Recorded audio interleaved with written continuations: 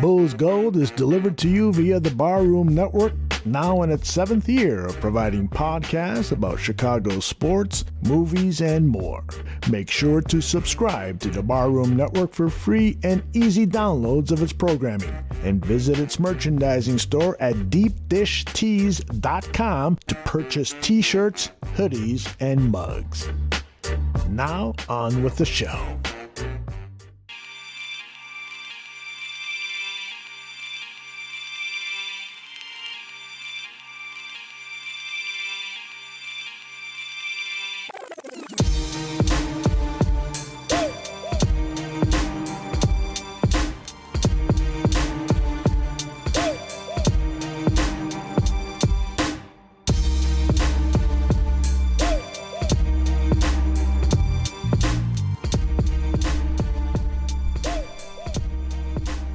Hey, welcome to Bulls Gold here on the Barroom Network. I'm Edward Schuler, joined by Salim Sudawala. Salim, how's it going today, man? Hey, Ed, it's going great. It's been a minute. You and I haven't been on the mic for like a month, I want to say. Yeah. I think it was after the draft. We had Corey on going over Dalen Terry and Justin Lewis. Yeah. We were all excited at that point and hopeful for free agency coming up. But, I mean, like, technically they didn't have a terrible free agency, but they didn't really address their needs. Yeah, we'll get into that. But yeah, it's been a minute since you and I talked, and so there's a lot of stuff we want to get into and kind of, just talk it out, and also with Summer League, talk about that as well. Yeah, absolutely. It's been a little while. A lot has happened. Not a lot for the Bulls, but a lot has happened around the league, and it seems like it's still happening. So we got a lot to get into. We're going to talk about the offseason. We're going to talk about Andre Drummond, Goran Dragic. We're going to talk about Zach LaVine's new deal. We're going to talk about Summer League. We're going to talk about luxury tax. We're going to talk about everything. So strap in and get ready. And what better way to discuss all of these things, bringing back one of our great friends on the show, formerly of Bulls 101, Kris Amundson. Kris, thank you for joining us, man. Thank you guys. I was going to say, speaking of long hiatuses from being on the mic, Right. it used to feel second nature, and I'm almost getting like the butterflies again. So I appreciate you guys having me on to talk some Bulls, man. Definitely. Yeah, absolutely, I think you were on like a couple of months ago. I think it was towards like right before the playoffs. I can't remember. Yeah, you guys had me on once, but even that was what, a month and a half, 2 months. I don't even remember. Time as a flat circle. So yeah, no, it flies by, man. It's like I was saying, it's been this off season. It doesn't have the vibe of last off season. Last off season there was a lot happening, a lot of good vibes. Like everyone was into it, and we were all on board. And this off season is just the complete opposite. So I don't think we really expected the Bulls to be making like splashes like they did, but I think we were hopeful that they would make moves that at least got us more interested, at least made more sense with the flaws that the team has on the roster. But as we said at the top of the show, and everyone knows, the Bulls signed Goran Dragic, they signed Andre Drummond. Drummond will back up Vooch. Dragic, his role, it seems like he's going to be some insurance for Lonzo Ball. They've been very kind of mum on the status of Lonzo Ball's like injury, and in Bulls land, that's usually never a good thing, right? So who knows what's going to happen there. But Kris, let's start with that. So Goran Dragic, Andre Drummond. What are your thoughts on these signings and what they mean for the team? And do you think that these were the best moves possible, given I guess the restraints that the Bulls are working under with luxury tax and things like that? Kind of a loaded question, but what do you think about these moves? Yeah, I got a lot of thoughts on him. Yeah. I mean, I like Goran Dragic as a player. I like Andre Drummond as a player. Drummond was maybe the best backup center in basketball last season. Like he's very, very solid. He's a regular season innings eater where he can soak up minutes. He's a great rebounder. He's just a big body out there. And defensively, he's not a rim protector in the traditional sense, but he does give us a little bit of scheme versatility on the defensive end because he can play a little bit more like closer to the level. He's not a good drop coverage big though. That's kind of the flip side of it, but he does give us a little bit of flexibility for that bench unit. For him, I guess the money's fine. I mean, the money's fine and the player's fine. I just think, as you said, kind of at the top, Ed, it wasn't really the offseason that I was expecting with these two players being signed. It was a little Garpaxian feel to it. Like it just kind of like, here's the names that we all recognize. Let's just go sign these dudes at the cheapest price available, which is not a terrible strategy. You know, we kind of knew that it wasn't going to be a big splashy offseason. We had to shore up our bench. We needed some size. We needed some shooting. We needed some rim protection. I don't see how. Now, Dragic 3 years ago, I would say would help our shooting a lot. He has had kind of a down couple of years. I don't think he's going to help us defensively at all. But you know, he's a good player. Like I've always liked Dragic, and I never expected him to be on the Bulls, but you know, for the deal it is, I think it's really solid. If you think about, you know, who they're replacing, like if you think of Dragic replacing Matt Thomas and Drummond soaking up Tony Bradley minutes, or Troy Brown Jr., yeah, like, you know, it's an upgrade for sure. Is it enough of an upgrade to move the needle in the East? That I would say, at least right now, it would be a solid no for me. I just don't think these moves move the needle. The other thing that concerns me a bit with Dragic especially is there was a report that he was promised 20 to 25 minutes a night by the front office as part of the signing, which number one means someone's leaving in that guard rotation. Like there's got to be some trade pending, or the Lonzo Ball knee situation is much worse than we thought, and they're just trying to provide some insurance. So I don't know, but that's kind of like a murky situation there. But, you know, they're good players. They're veteran players. They'll help the team. But I thought a lot of the other options out there that were available at similar prices, or maybe a little bit, you know, within our price range for sure, I thought would have been better. So I think, you know, it's funny. I look at it. So like Drummond, especially, like you mentioned some of the things he does well, and like the Bulls, when Vucevic wasn't on the floor last season, struggled on defensive rebounding, and he's going to help big time on that in that regards. Goran, I mean, shooting was whatever. He can handle the ball a little bit. And then we've talked about him being maybe, what do you call it? A backup to or an emergency situation to if Lonzo's out. I don't know if they're still going to move Kobe, but these two moves are kind of like moves that would have been better if they had done them like last season during the trade deadline. Like there would have been like solid moves at the trade deadline type of things. Going the agency, especially AK in general mentioned, you know, we're going to get shooting and rim protection, and did neither of those. And that's why you kind of mentioned the Garpaxian esque offseason where they said we're going to get young and they did neither, and they went the opposite, you know, spectrum of that. They did no shooting and no rim protection. It's just bizarre. That's the way I see it. It's just like a confusing offseason. And in a sense too, you kind of have to look at ownership at that too, because there's certain things they could have done to really address some of the needs, like especially when them saying, okay, we're not going to allow you to use the full mid-level exception because it's going to put us in the luxury tax. They could have used a traded player exception probably for Drummond, like do a sign and trade to get him, and then have the full mid-level exception to address like that 3-4 where you can add a shooter and an upgrade in that regard. So yeah, it's been a frustrating offseason, and we just have to like, it's a lot of things as far as, I know people get mad about it. It's saying every team has a situation where a lot of things have to happen to go right to take a step forward. But right now, the way I see it, I don't know if the way you guys see it, but the way I see it right now, the Bulls are back in that 5 to 8, getting at 5 to 10 spot. Like more than likely that 5 to 10 they're going to be in mix for. They haven't taken a jump up into the top 4. Yeah, I agree. I think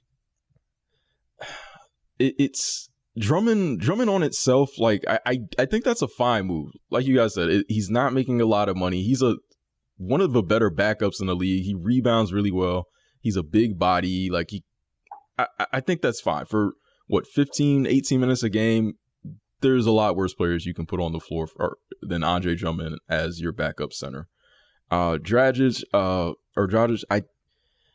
I think for that signing, I'm just really more worried about what this means for Lonzo Ball long term, especially when you combine that with drafting Dalen Terry, and there seems to be at least some sort of link where they're kind of shoring up more of their options on the perimeter.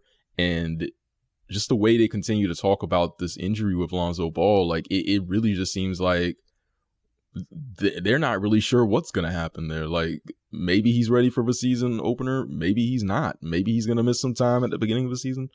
Maybe he's not. We don't know. But it seems like Dragic is probably going to start either him or Caruso. So I think I'm just more nervous about that. And then I honestly don't know, like is Dragic really still like kind of a quality player at this point? I'm not really sure. Like I think he's traditionally been a pretty solid player, but I don't know if I really want him to be a starter. But I think really all of this just keeps coming back to the fact that they've just been so confined. And I think they've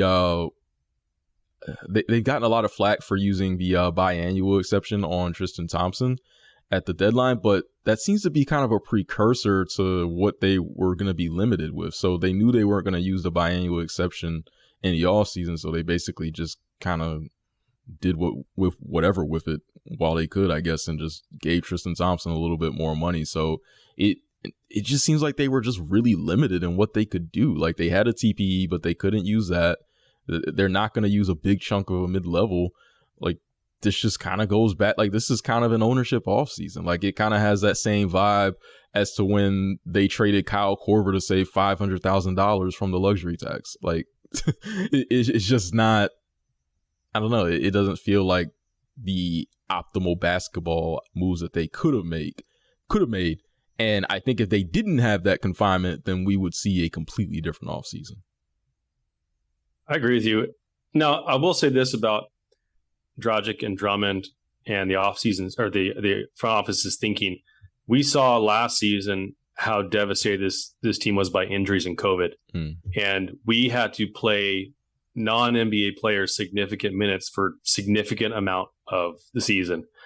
From that perspective, maybe the front office was pretty worried about that, some sort of similar scenario happening again. Dragic and Drummond are NBA players. Like if you had to put them on the floor to play 25 plus minutes a game in an emergency situation like we had last year, they're going to perform much better. They are proven playoff caliber players. So in that sense, like it's not a bad thing. Like I'm not going to say these moves are bad.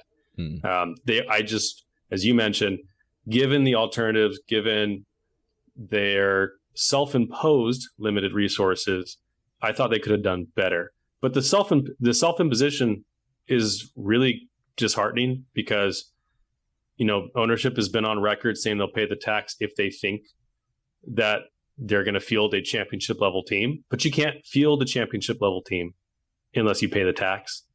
So it's, you know, it's kind of it's a self-fulfilling prophecy. Like, oh, well, we can't pay the tax unless we have a championship caliber team, but you can't put one together unless you're willing to pay the tax. And you've got a majority of the MLE still there. You had that $5 million trade player exception. You could have used a biennial exception if you hadn't used it on Tristan Thompson at the deadline. Like those were things that they could just go into the tax. Like there's no one stopping them except ownership. Yes. From doing that. So that's where I think it's disappointing because, hey, you know, DeMar is not getting younger. Vooch is not getting younger. If their goal is to compete for a championship, then I think that the offseason was a failure in that sense. Yeah. If it's just to compete, sure, they had a fine offseason. But now I thought that they were going to be the former. I thought they were really going to try and go for something in the next couple of years. I'm now starting to think that maybe they just really wanted to get back into the playoffs and get that sweet playoff revenue. And they just want to be, they're fine with being, a mid-tier playoff team. I don't know. Do you guys disagree with me there? No, I think you're spot on. Like, and that's kind of always been one of the knocks on the Bulls is that they don't really want to they don't want to spend to win necessarily. They want to spend to win under their terms or when it's like really convenient. And when you look at how this team is structured around DeMar DeRozan in his prime at like 30, DeMar's like 31, 32. You just gave Zach a new deal. Vooch is in his 30s as well. You have a team built around guys who are in their prime. So taking a stance where you're basically just kind of like half in, half out doesn't really seem to make the most sense. And, me as a fan, like, hey, my fandom and enjoyment of this team isn't really built around championship or bust or like, winning a championship. But I think that if you have this team built around these veterans, like, I don't understand why you can't just go all in and see what you can do. Like, it's not like DeMar is going to be in his 20s for the next 4 or 5 years. Like, you really kind of got to give it a shot. And last season kind of proved that because we have no idea if the Bulls are ever going to be in a situation where they are sitting with the best record in the Eastern Conference again. Like when we were talking about the trade deadline last season, we were talking about how the Bulls had a non-zero shot to win an NBA championship. Now, obviously that didn't prove to be true, but at the time it was definitely logical. So now you're looking at a team who definitely has a 0% chance of winning a championship, but it's still built around like these guys who are in their prime and you don't want to spend to compete. And it just seems like a weird stance to me. Yeah, I think like when you look at what AK and Mark did in the offseason, like even these moves that they did. So with Zach's extension, which we'll get into in a little bit, they give him the full 5-year, his max. Drummond, they give him that option of the player option. And I think they did similar to Dragic. These are like player first type of signings, like the contracts that is. And that's like a big market mindset. Like we're going to take care of our players.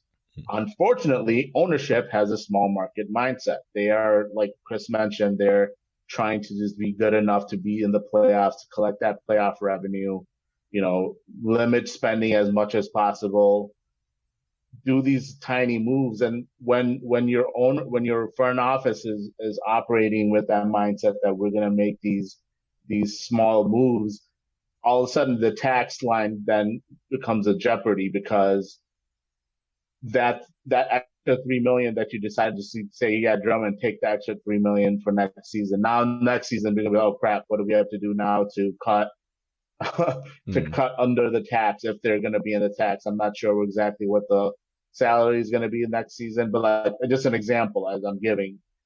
It's like a conflicting like ideology like the front office has versus the ownership, and that's always been a problem. And it's annoying as hell that we're in Chicago, one of the biggest markets in the world, one of the biggest, most passionate fan bases in the world, and our ownership keeps doing stuff like this. Like people mention on Twitter, some people who are defending the moves and saying, okay, well, it doesn't make sense to pay the luxury tax because, there's not a viable way to get out of the front for this team. It's like, wait a second now. The Bulls have 2 legit all-star guards who at their peak, like when they're healthy, are capable of playing at an all-NBA level.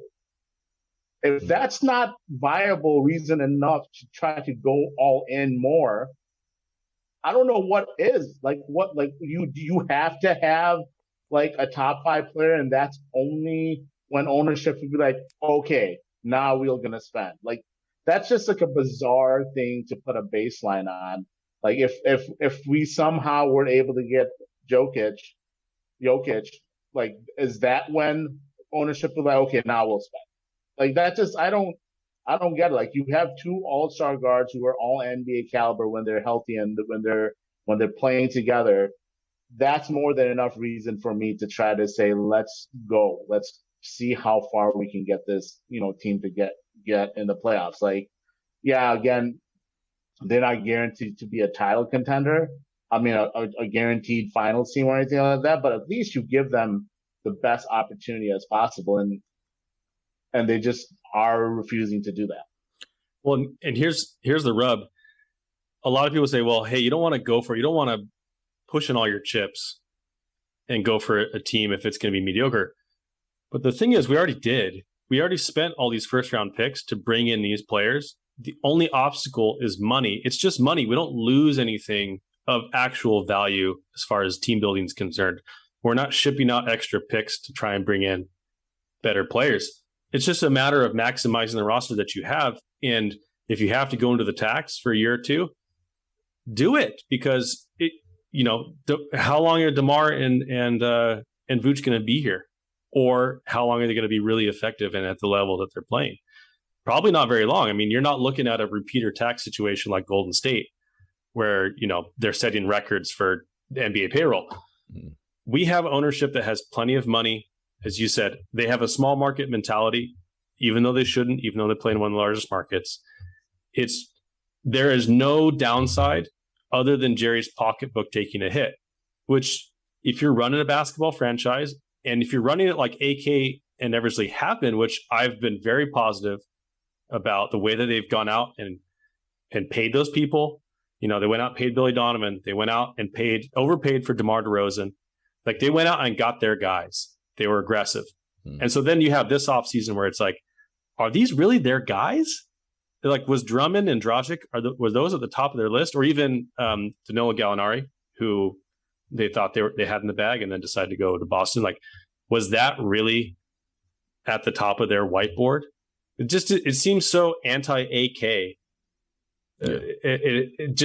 But it smells so strongly of Jerry Reinsdorf's way of doing things, right? Yeah. So that's the thing that bothers me the most, is that you're not losing anything of actual basketball value. You're not losing picks. You're not losing valuable players.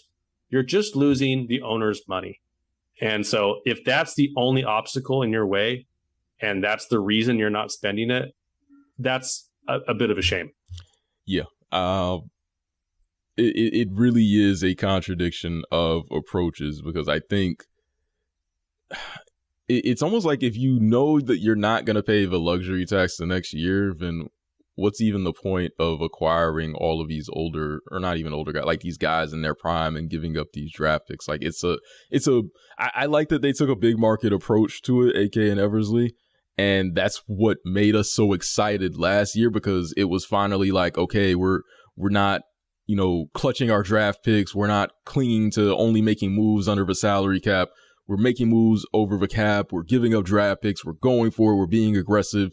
We're, acting like a big market team for once. And then now we're kind of, in this confined hole where we can only get players while staying underneath the luxury tax, while still hoping to be a really good team next year.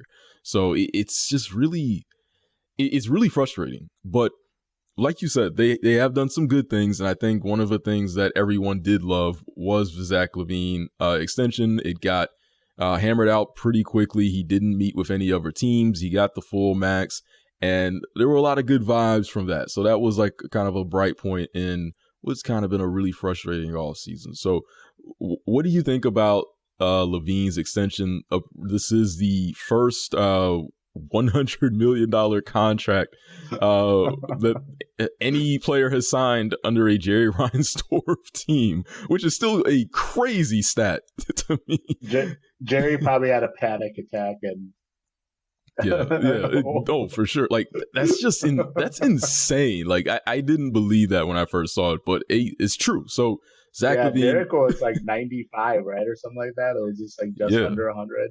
Yeah, I was like, wait, I thought Derrick Rose was 100, and it turned out he wasn't. I was like, oh. Yeah. And they blew past the $100 million mark pretty easily on the Zach Zach contract. I really, this is what they should have done. It's what they should have done 4 years ago. And I think the importance of the way that they did it was because of how it went 4 years ago when Zach had to go and get an offer sheet from the Kings. You can tell how much that bothered him at the time, and it even still did. Even when we had the exit interviews, like the media sessions, he was like, I'm going to enjoy free agency. Like that was his mindset. It was, I'm going to go out there and I'm going to get my due. And so the fact that the front office just said, hey, we're giving you everything you want, that spoke respect to Zach. And Zach immediately gave that respect back. He even said in an interview, it would have been disrespectful of me after having been offered everything I wanted in Chicago to go out and talk to other teams. And so he didn't. So for Zach, I don't think it's about the money as much as it is about his respect and, feeling like that he's being validated as a player. And I think as human beings, that's what most of us want anyway. It's not so much about the money. It's about feeling validated and feeling like you belonged. And so 100%, the front office blew this out of the park. This is the way they should have done it. They handed him the offer. They said all the right things. They did it right. They got it done. They didn't quibble. They didn't make him do the DeAndre Ayton thing that just happened. That's going to piss DeAndre Ayton off a lot, I'm sure. They just did it the right way. They knew that Zach was worth the max. Even if there wasn't a huge market for him, even if teams didn't have cap space, they didn't want to go through that hassle. They did the right thing. So, yeah, hats off to them. It reminds me always, though, whenever we talk about Zach, of Jimmy Butler and how they did the opposite thing last time.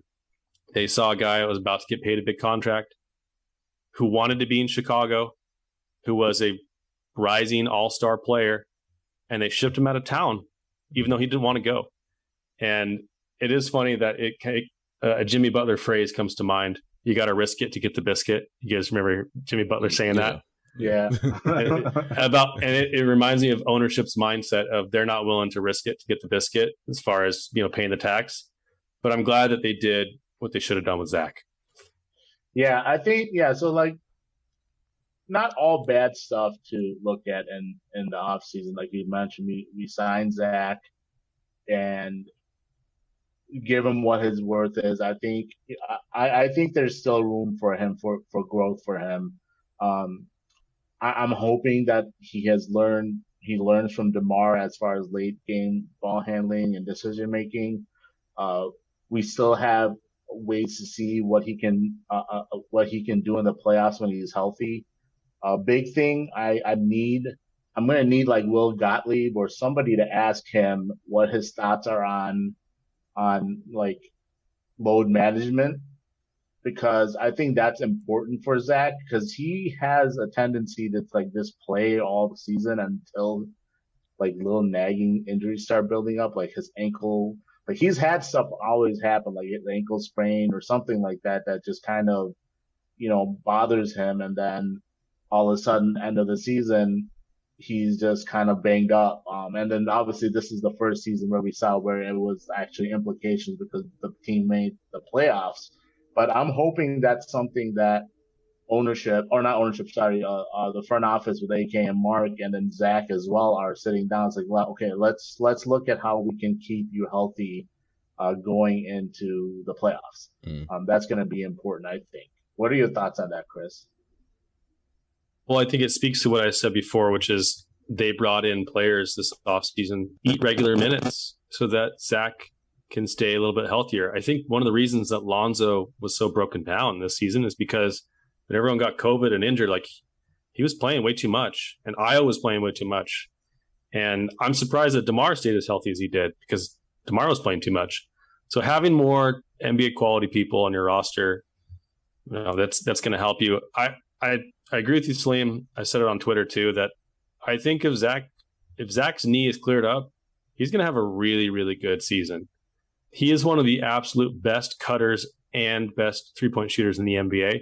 It's a rare skill to have, to be like elite at both of those, and he's got it. And this, we all know how much this team needs that shooting consistency and volume from outside.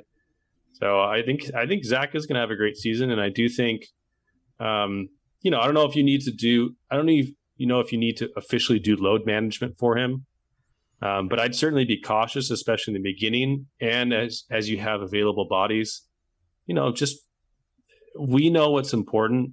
And with the way the East is, as long as they can secure a spot in the playoffs and not the play-in, I think we're going to be in a good position to compete and really see what this team's made of. But we're not going to be able to do so if we're not healthy, and that's what we saw obviously this offseason or this postseason. So I think go ahead. I was to say I'm also excited to see. I know I was up for trading Pat, not because I didn't like Pat, just because I thought Rudy Gobert just made the team that much better. But I'm excited about Pat having an opportunity working out with DeMar all off season. We've seen him work out on his own too. Some of the off dribble moves that he's doing with his trainer. I think we saw Ayo as well as another player to look at as far as development curve. We had certain expectations last offseason when we drafted him that, okay, he can maybe contribute this season, coming into this season, not last season as a rookie because he's a second round pick. He might not play as much, but obviously he became a big part of the rotation, and rightfully so because he was good. He was contributing to winning games. Obviously tailored off till the end, but I think that's just because being a rookie and kind of playing in unwatered situations where he's not used to playing that many minutes that long in a season, and especially the playoffs is just like a completely different animal for anyone, let alone a rookie coming into the league. But yeah, watching his workouts this offseason too, he's working on like the off dribble jumper. He's like a pull up three he's working on. Those guys, we keep saying, yeah, a lot has to go right, but like if those guys really could change the conversation we have next season for what this Bulls team is, as far as their ceiling, because if they take a pretty decent step, they don't need to become stars next season, I don't think, for the Bulls to take that next step up. But if they're guys that are even making high level impact on more consistent basis, this Bulls team all of a sudden is just a very different team, and they're looking like maybe they can have home court then in the first round. So how excited are you guys about Ayo and Pat? I'm excited about Ayo. I think he can take another jump. I think most of the eyes are going to be on Pat because he's really that key to unlock, as you talked about, he's really that key to unlock the ceiling of his team. If he can become, I don't want to throw like points out there, but if he can take a noticeable jump as a player, and we can see more aggression, we can see more use offensively, we can see more confidence, we can see the resemblance of a difference-making two-way player, then it's just a completely different conversation about what this team can be over the next couple of years. So he can definitely unlock another gear with his team, and he fills a big hole because last season we were talking about, hey, do we need to trade for a 4 or a 3-4, or someone who can play both sides of the ball, knock down an open shot. So theoretically, Patrick Williams could be that guy, but we got to see if he can meet that breakout. I agree. I think you guys know this, but I'm one of the highest people on Pat in kind of our Bulls sphere, and I know some people have kind of lost some faith over the last 2 years of his career, but I've seen nothing from Pat that makes me doubt my original analysis on him, which I think he's going to be a multi-time All-Star. I just think he will be. I think he has that skill set. He's a good passer, dribbler, playmaker. He's a good shooter. He can finish. He can draw fouls. He can defend. He's got all those skills. It's just about him having time and reps. So my only concern with Pat is how many reps is he going to get as a on-ball creator in Chicago?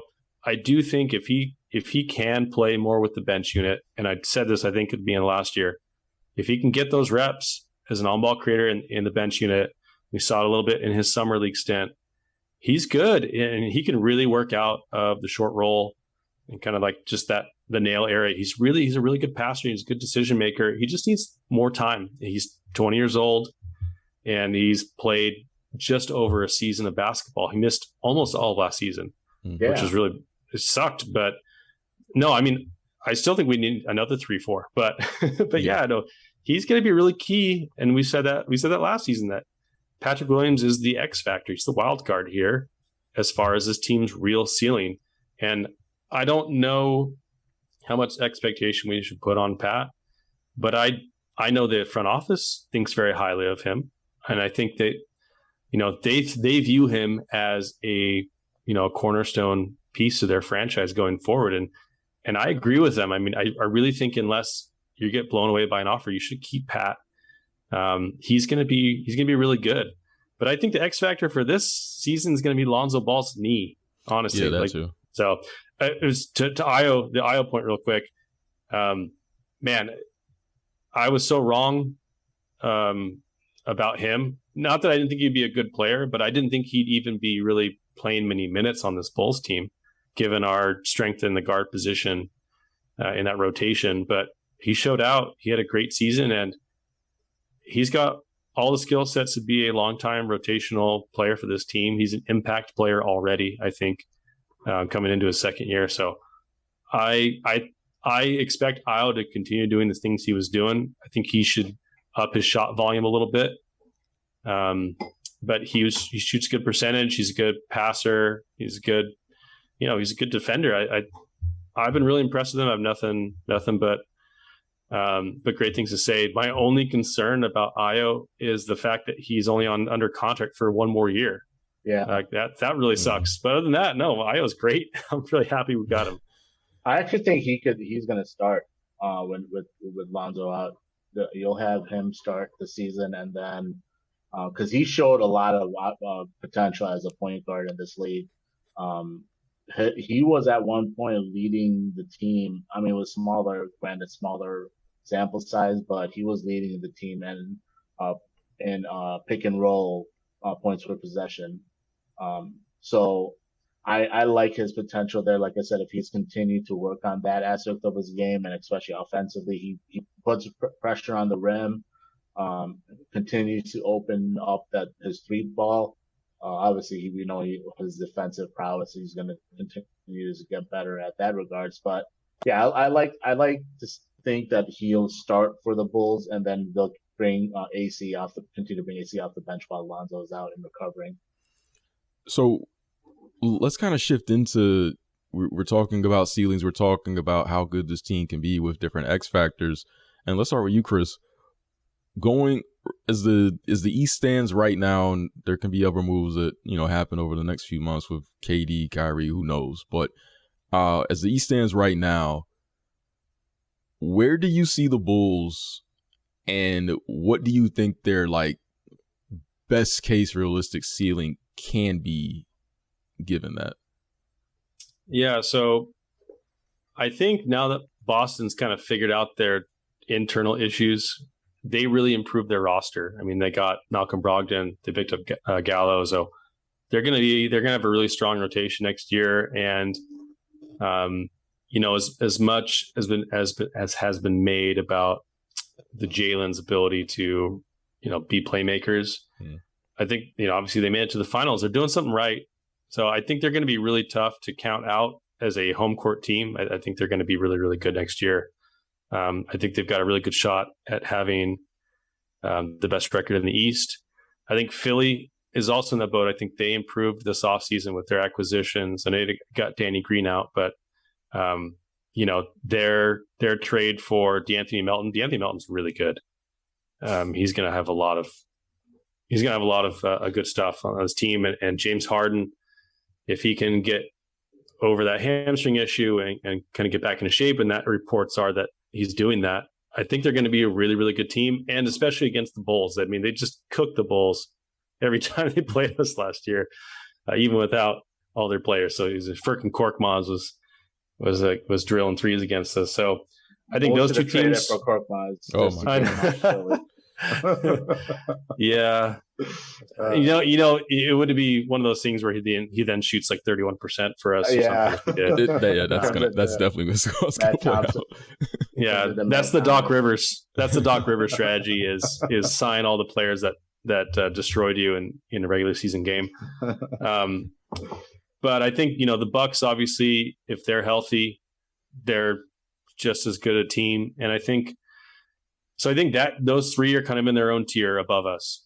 I think we're in the mix with Atlanta, Toronto, and Cleveland kind of in that next tier. And Miami. I think Miami's probably my favorite as the fourth, kind of the top of that tier. But I still think we're better than Cleveland. I think we're still better than Toronto, although I think in 2 years or even next season, that's probably not going to be the case. They got some really, really good young guys. But as currently constructed, I think we've got a little bit more high-end talent than they do. And, it's going to be a battle. With Atlanta, I think they're going to have some growing pains adjusting to the addition of DeJounte Murray and the loss of some of their other rotational players. And we're going to see what happens with John Collins. So, stay tuned. He might not be on the roster. If he stays on the roster and he's happy and healthy, they're going to be really good.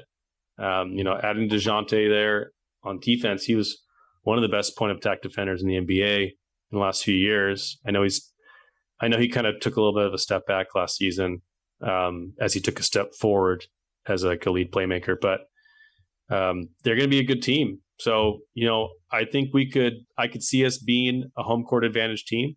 I could also see us fighting for that 7 or 8 spot with those teams, depending on health and, midseason acquisition. So it's going to be a bloodbath in the East. It's just going to be a bloodbath, but I think this is a really good team. I mean, I think they're a playoff team caliber, but you've got 7 or 8 other caliber, playoff caliber teams in the East right now. Luckily the other, the competition other than that has kind of diminished, like, Indiana, the Knicks, they're kind of taking a step back. The Hornets are having some weird stuff going on. So I think, we're in that playoff tier, and I don't see us having a lot of chance to really drop out of that. But, we may end up being number 9 or something, or number 8. So we'll see. But I think they're going to be a really good team. But as we saw last season, health, availability has a lot to do with it at the end of the day.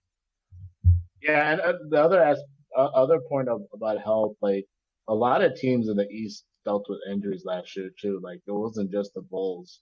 I mean, I have a graphic of teams that dealt with various injuries throughout in the season.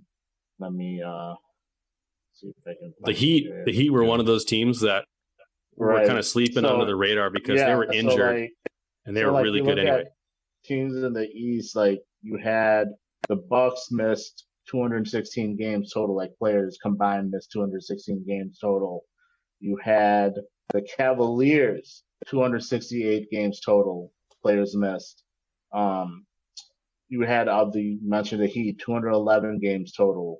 The Hawks 217 games total of players, rotation players. Celtics also had injuries too, to be fair. Not as many, but 105 games total. So the Bulls had total combined of 224 games, which is, like I said, they had a lot of injuries too, but so did other teams. And that's where you have to look at when you talk about, if the Bulls can stay healthy. Well, if the Bulls can stay healthy, but if other teams stay healthy, that doesn't really help the Bulls. And really, the Bulls never stay healthy. Come on. Like, have we not paid attention to this team the last, 20 years? They literally always are injured. Yeah. And they're literally going to start the season injured because one of their most important players is probably not going to be available. Who knows how long? I wouldn't be surprised, if we find out that he's not going to be available till the new year. Something goofy like that happens. I would not be surprised because this supposedly injury that was going to take 6 to 8 weeks is now in the middle of July, and now they're saying that he's not going to be able to start the season. I was like, what, man? What the hell? So that, the Lonzo situation obviously is very concerning. But other little things are bound to pop up for the Bulls. They always do. And I'm not trying to be a Debbie Downer in that regard, but it just does. I feel like I'm just being setting my expectations more so than I hope they don't. I hope for once in our lifetime, the Bulls are actually healthy for the most part throughout the season. But that's just something to think about too when we have a conversation about health and if this team can stay healthy. But I agree with Kris. Like I said earlier, I think that this Bulls team is jumbled up with teams like the Raptors, the Cavs, the Hawks who will take a big step. Obviously, they have chemistry to figure out. Trae Young is going to have to really change the way he plays because you got a guy like DeJounte who's going to need the ball in his hand too. So Trae's going to have to learn to be off ball more. But, they figure it out. They're going to be a threat in the East as far as at least for a playoff spot. We'll see what the Knicks do further. I know they're rumored to go after Donovan Mitchell. Right now, I'd say there's probably still a play-in team the Knicks are. But if they get Donovan Mitchell somehow, that puts them right in the mix of one of those teams that could take a top 5 seed. But yeah, I think the Bulls right now are probably sitting in that 5 to 8 spot, and hopefully they don't miss out altogether. Yeah. But I think that's probably where they're end up in when it's said and done. Like if they make the playoffs, is between that 5 to 8. Yeah, this is sounding like last offseason when we were saying they're going to be a 5, 6 seed. It's just now we have the benefit of knowing that we had they were like a 1 or 2 seed for a little bit of last season, and then they kind of came back down because of injuries and other stuff. But it feels more realistic this time around that like being a 5 or 6 seed is probably a safe bet. The team, I agree with Kris, like the teams below the Bulls don't really scare me. I think the thing to really watch for is just how much distance the top of the East creates from everybody else. So Boston's got one of the best 9-man rotations in the league. Milwaukee's going to be Milwaukee. Philly's going to be really good. Who knows what happens with Miami? There's a possibility that they could make a big move down the line. We don't really know, but they'll be really good regardless. So I don't know if any team can really jump in that like top 4 and make it interesting.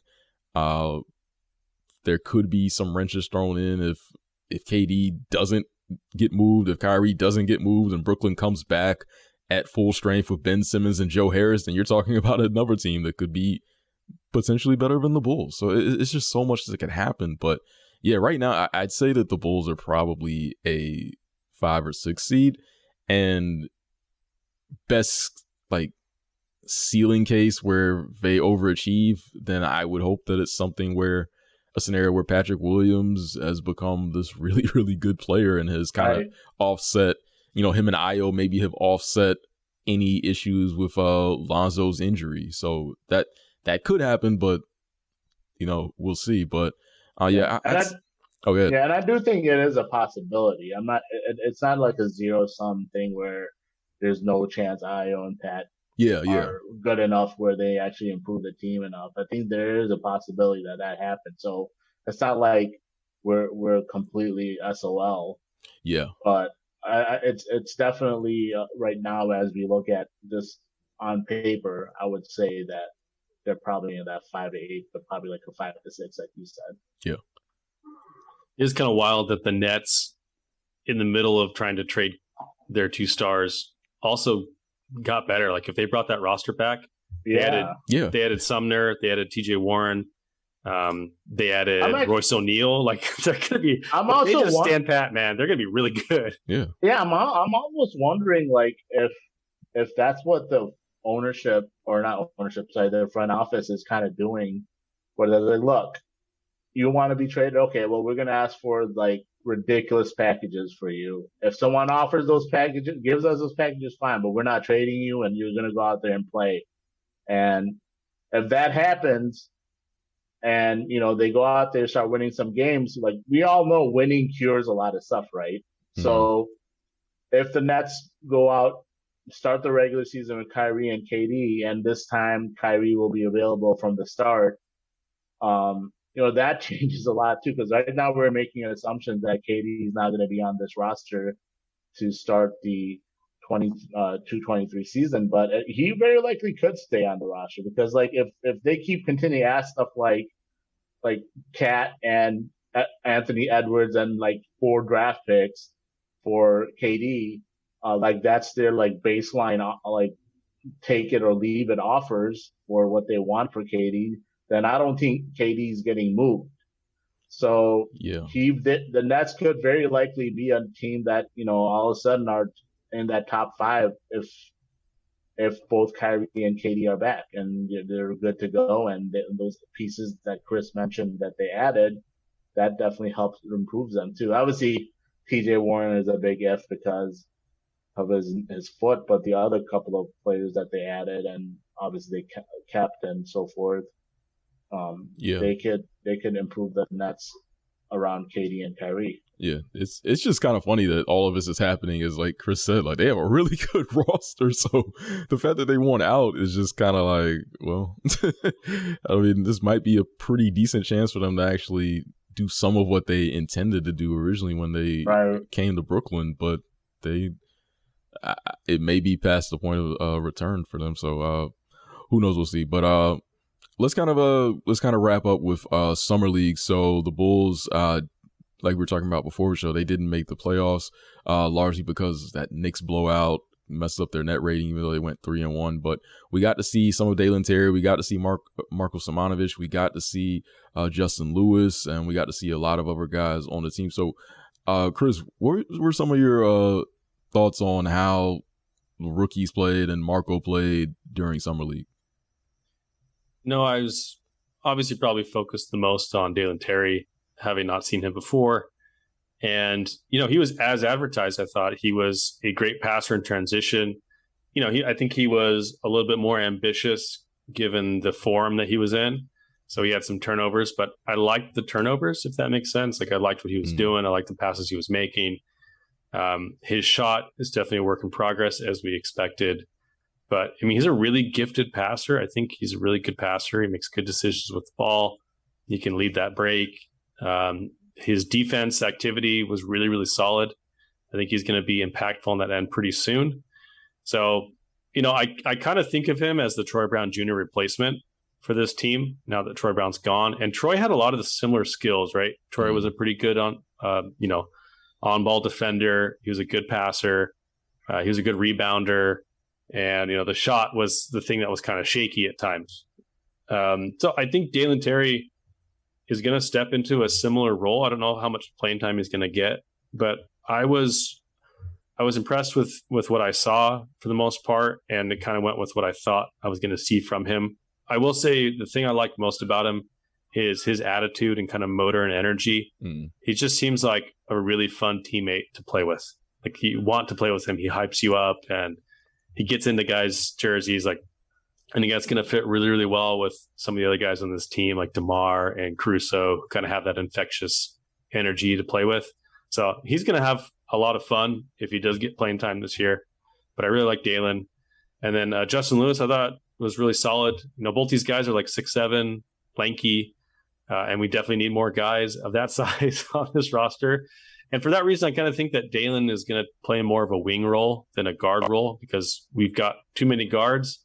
But he's got the length and activity, I think, to really to make it on that end, and we need it.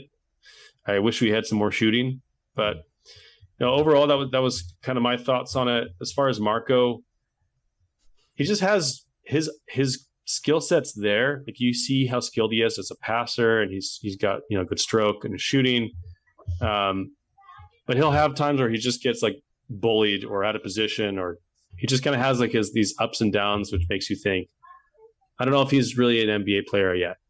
And that's kind of how I thought of him from the start. Is I'm just not sure what his path's going to be to finding minutes on this team, if at all. And given that he's got a 3-year deal, I'm not really sure. But like he's got skills, he can score in bunches, and I think he's going to light up the G League again this year. But I don't know what he's going to do in the immediate future. Maybe he's like, once Vooch leaves or is traded or whatever, maybe he gets some backup minutes at that point.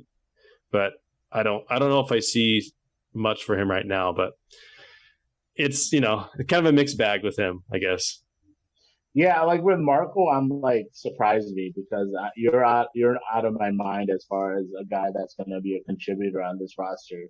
Like if you somehow all of a sudden come in and contribute and are like, oh, okay, cool, you proved me wrong, I'm happy. Outside of that, I'm more excited about Dalen Terry and Justin Lewis. Like to Chris's point on Dalen, the attitude, like the energy that he'll provide, it's just amazing. Like I love that the swag that he has. I like the fact that he was talking shit to Pat, and they were going and Pat was going back at him. I like that. I was like, I'm one of those players that like if you back it up, you have to back it up. But I love when players are cocky and they just talk their shit. I love that. That's why I love Jimmy Butler so much. That's why I love Joakim Noah so much. Like, I love when players do that. Obviously, you have to back it up, but I just love it. And that's why with Dalen Terry, he just seems like one of those guys that, and ideally he will back it up, but like he just seems like one of those guys that will go out there and get in guys, defender or who he's defending in their space, be really physical out there as a defender, bring energy, bring a lot of like non-less traits. That's who I was kind of comparing him to as a prospect. Obviously, Lonzo is a better prospect coming into college, but just some of the skill sets that he has as an open court wing. Obviously, the shot is something he's going to have to work on defensively. Similarities as Wimmer's ball, the length. So yeah, I'm excited about Dalen, and Justin Lewis will probably see in the Windy City Bulls more often than not. But yeah, I'm interested in. I like AK's philosophy and his type, like the guys that he's taking. I like that. Those are the type of guys that you want in today's league. Those long, like wings, fours, big threes, if you will, that can play four and can switch, have that switchability. And that's what he's continuously has taken. Even with Ayo, obviously he's not a four, but I defend probably 1 to 3 because of his length. He'll be able to eventually defend 1 to 3 probably just because of his length and ability to be versatile in that regard. So yeah, I'm excited about some of these young pieces, and that's really it too, right? For the Bulls, if you see the player development and you see all these pieces continuously in the next 2-3 years, like you have Ayo, and then also if Dalen Terry hits and Pat starts developing and he hits, and Justin Lewis becomes like one of these diamonds in the rough that they found undrafted. Then all of a sudden you start seeing, oh, this team has some nice young depth, good depth, like the Memphis Grizzlies, for example. Like, oh man, look at all these young this team has, and now they're cooking. Now they're really cooking, and that's I don't know if that's a possibility yet, but that would be something that we need to really hope for with these guys. Yeah. I like what I see from Justin Lewis overall. Like when we were talking to Corey about Lewis, like I think Corey said that he had like what did he say, like a first round grade or like a near first round grade on Justin Lewis, and he was surprised that he he was Corey had him in the late first or at least in the first round, and I think a lot of players on at least on draft Twitter, I should say, that had him the first round prospect. Yeah, and like I like what I see from him, and even in college, like he shot like just above like 40% in conference play from three. So like there's a decent skill set there as a 6'7" guy who can, mix it up on both sides, has a perimeter shot that, is workable and can be a decent shooter. And yeah, I'm encouraged. Like I have a lot more faith in Justin Lewis to become an NBA player than Simonovic for sure. Like there are flashes of Simonovic that, can get exciting, but like Kris, I'm just not sure. I'm just not sure. Like I don't think he's an NBA player right now, and I'm not sure he's going to be one going forward. Like I don't know. And then defensively, I'm just not sure like what you do with him either. I don't know. Like there's still a lot of question marks with Simonovic's game to me. So for me, like I think he's kind of salary fill in a trade at this point. But who knows? The weird thing with him too, like for me, like his only way to stay in this league is have a shot and like be a floor spreader, but his shot is still so flat. It's like, is he working on that? Like I don't know what's going on there. I don't know. When Corey came on here and drafted him, said he was a favorite to an agent. So It's looking more and more, like not more and more, but it's just flat out looking like that was 100% spot on what Corey told us. Yeah. I think his shot is it me, but I think his shot looks better than it did like when he came into the league. I don't know, but it just like you said, he has to be a good shooter to stick, because I don't really see it anywhere else with him as a player. So right now I just kind of look at him as like a meme and salary fill. Like the Marco Hour stuff is funny at times. Shout out to Artur's fan club. Marco Hours. Ross started the Marco Hours. Yeah. What's funny about Marco is that he has like a skill set that you would need to have the right team around him to maximize. But the question becomes, is it worth doing that to maximize the skill set? And the answer to me is no right now. If he can develop that shot, that calculus changes a little bit. Yeah. But it's like Jimmer Fredette, right? Like, this is a throwback, but like Jimmer was such a great player coming out of college. But the question was always, can he lead a team as a point guard in the league? And he has such a unique skill set that if you just maximized, pieces around him, you could make it work. But would you be good enough to do anything? Probably not. And that's ultimately kind of why he's, now a god in China instead. But that's what I feel about Marco, is that same problem that Jimmer had. That's former Bull. That's former Bull Jimmer Fredette. Right? I'm still looking. If anybody listening has any info on how I can get a Jimmer Fredette Bulls jersey, please DM me. I've been looking for years and I can't find one, but I want one so bad. That's a rarity right there, man. Throwback. The Jimmer Fredette is the reason we have Kris on the Bulls. We will forever be thankful for Fredette. Yeah. For only that reason. It's bringing Kris to the Bulls. A really weird circumstance. I love what you guys said about Dalen Terry, though. And what are the kids saying these days? He's got that dog in him. Right. We need more players. Mentality. We need more players like Jimmy Butler, like Joakim Noah, like you said. We need that kind of guy on the team, and he's got that kind of personality of the enforcer, that kind of tough guy mentality. So I like it. Yeah. And were there guys that would have taken over him? Maybe, but I'm not a draft guy, and I'm gonna believe in him until he gives me reasons to not. Yeah. Right. So I see the logic there with Terry. Like, he's versatile. He's long. He's got a motor. Good confidence, like, just seems like a great teammate. And even if he has a bad game, like we've talked about this so many times this year about players who you really never have to question if they like left it all out there on the floor. He seems like one of those guys. Like, even if he has like a 1-for-8 night, I don't really question if like he competed. Like, he looks like he competed. I think he competed. He's into the games. He seems focused.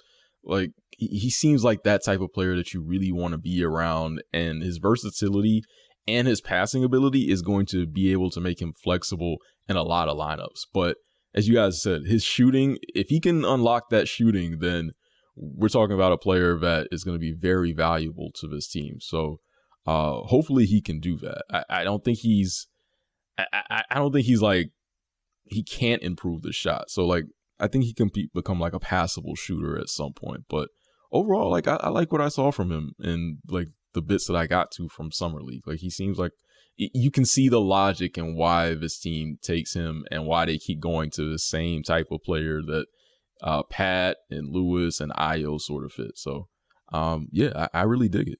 So let's wrap up this episode. Kris, any final thoughts before we go? And please let our listeners know what you got going on, what you're working on, and where they can find you at on Twitter, man. Yeah, I'm excited to get back into the Bulls again. As listeners of your show probably know, if they're on the Barroom Network, Laro and I had Bulls 101 going for a year, and then Laro got hired by Sports Information Systems, SIS Hoops.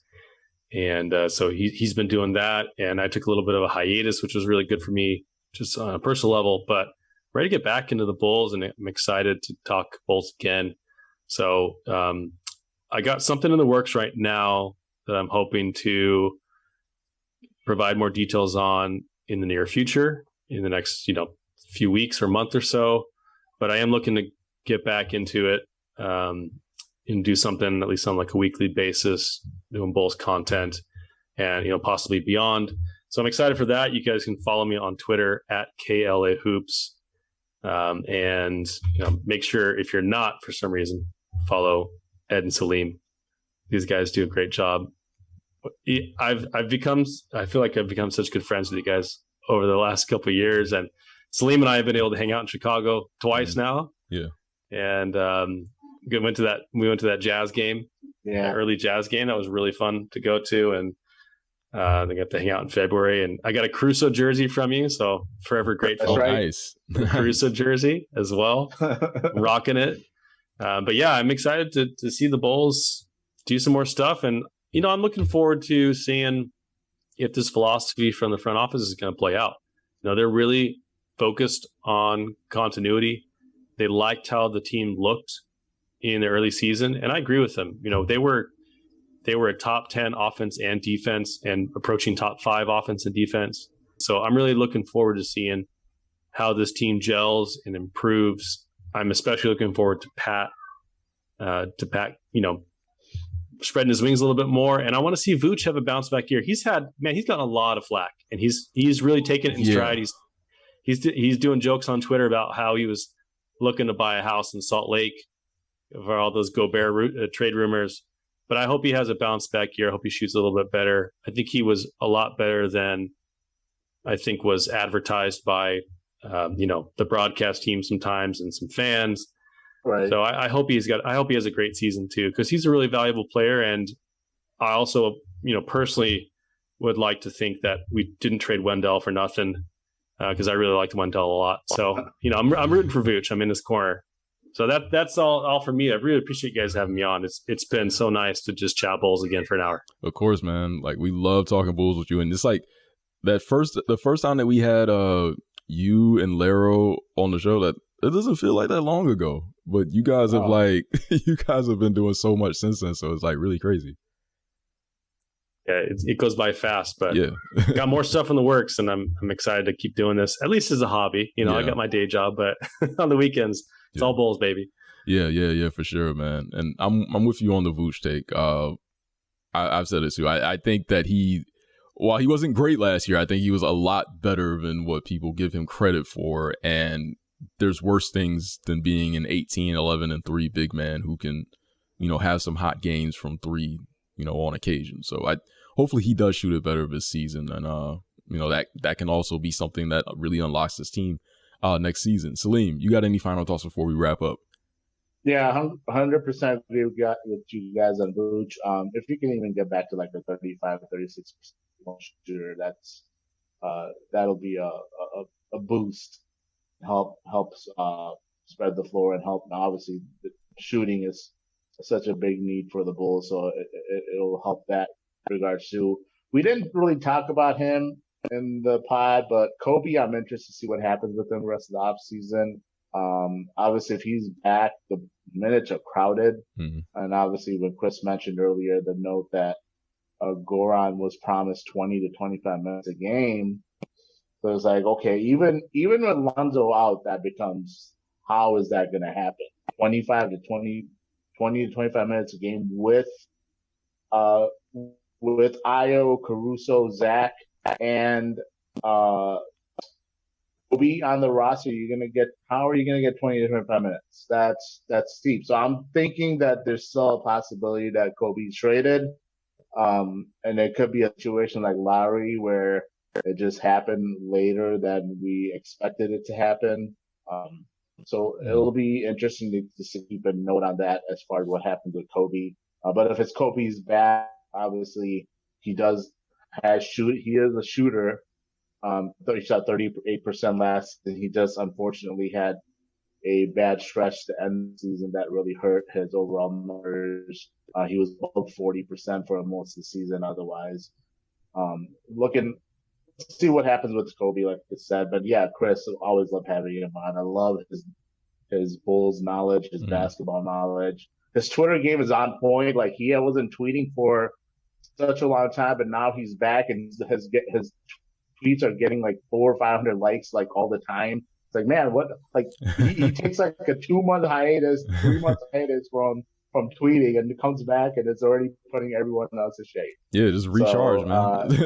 Yeah. So like, yeah, he's a great follow, and he's a very welcome back Bulls amongst Bulls Twitters, because he's very logical and makes good points. He doesn't just go one way or the other with the take. So it's always nice and refreshing to have that on absolutely amongst your followers. But yeah, looking forward to seeing what happens like with the rest of the offseason. Like, let's see if more videos pop up of Pat working out, Aya working out, all these other guys working out. I know DeMar was dropping buckets and drooling with LeBron. Maybe recruiting LeBron to come to the Bulls 2023. That could be a possibility. Look, man. Hey, Jerry Reinsdorf always gets his guy, man. Hey, man. Hey, but this time LeBron will still be good. So it's not like LeBron will still be a star. So I'll take it. I'll take an old LeBron who's still a star. Yeah. over whatever else that we have cooking for 2020. I mean, outside of trading for one of the younger top 5-ish guys or whatever, like Jokic. I keep dreaming about him. I keep dreaming about the Joker just because of the AK connection. But yeah, we'll see what happens the rest of the offseason. But yeah, that's all I got.